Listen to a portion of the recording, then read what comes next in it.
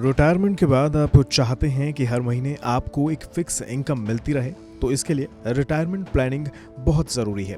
अलग अलग जगह इन्वेस्ट कर आप आज से ही अपने भविष्य को सुरक्षित कर सकते हैं। निवेश के लिहाज से आपके पास कई ऑप्शन हैं। आज हम आपको उन कई ऑप्शन में से एक बेहतर ऑप्शन के बारे में बताएंगे, जिनमें निवेश करके आप आज के साथ कल को भी बेहतर बना पाएंगे। हम बात करेंगे एनपीएस यानी नेशनल पेंशन स्कीम के बारे में। एनपीएस सेवा जनवरी 2004 में सरकारी कर्मचारियों के लिए शुरू हुई थी, जिसे 2009 में सभी कैटेगरी के लोगों के लिए खोल दिया गया। यानी अब कोई भी व्यक्ति, चाहे वो सरकारी बाबू हो या फिर प्राइवेट कंपनी में काम करने वाला, अपनी नौकरी के दौरान पेंशन खाते में रेगुलर योगदान दे सकता है। साथ ही इकट्ठे हुए अमाउंट के एक हिस्से को एक बार में निकाल भी सकता है और बाकी के अमाउंट को रिटायरमेंट के बाद हर महीने पेंशन के तौर पे फिक्स कर सकता है।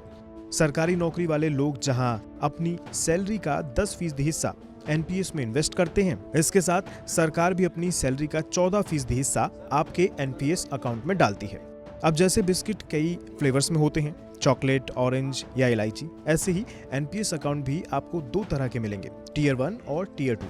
टियर 1 एनपीएस में अगर आप इन्वेस्ट करते हैं तो 60 साल की उम्र तक आप इसमें फंड विड्रॉल नहीं कर पाएंगे। और वहीं अगर टियर 2 की बात करें तो टियर 2 एनपीएस अकाउंट एक सेविंग अकाउंट की तरह होता है। यानी जब कभी आपको पैसे की जरूरत हो, आप अपनी जरूरत के हिसाब से पैसा निकाल सकते हैं। एनपीएस में इन्वेस्ट करने के फायदे अनेक हैं, जैसे सरकार भी आपकी सैलरी का 14% हिस्सा आपके एनपीएस अकाउंट में डालती है। कोई भी एनपीएस ग्राहक इनकम टैक्स एक्ट के सेक्शन 80 सीसीडी के अंतर्गत ग्रॉस इनकम का 10% तक टैक्स में डिडक्शन क्लेम कर सकता है और साथ ही सेक्शन 80 सीसीई के तहत 50,000 रुपए तक का अतिरिक्त डिडक्शन क्लेम कर सकते हैं।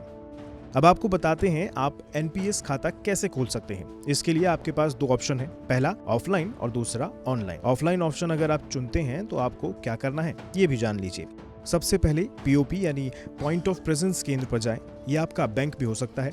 पीओपी से एक सब्सक्राइबर फॉर्म लीजिए और इसे केवाईसी पेपर के साथ जमा कर दें।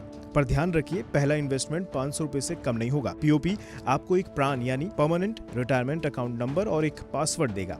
इस नंबर और पासवर्ड की मदद से आप अपने खाते को चला सकते हैं। इन सब प्रोसेस में 125 रुपए का खर्च आएगा। वहीं ऑनलाइन प्रोसेस के लिए आपको enps.nsdl.com पर जाना होगा।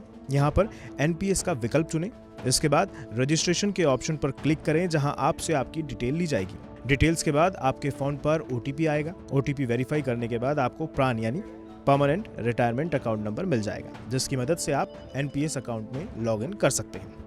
नेशनल पेंशन सिस्टम आज देश में बचत का एक लोकप्रिय विकल्प है। 1 मई 2009 को यह निजी क्षेत्र या अनऑर्गेनाइज्ड सेक्टर में काम करने वाले कर्मचारियों के लिए भी शुरू किया गया। असल में ये पेंशन सेविंग स्कीम है जो भविष्य में फाइनेंशियल सिक्योरिटीज देती है। आप भी एनपीएस से फ्यूचर प्लानिंग करके अपने भविष्य को चिंता मुक्त कर सकते हैं।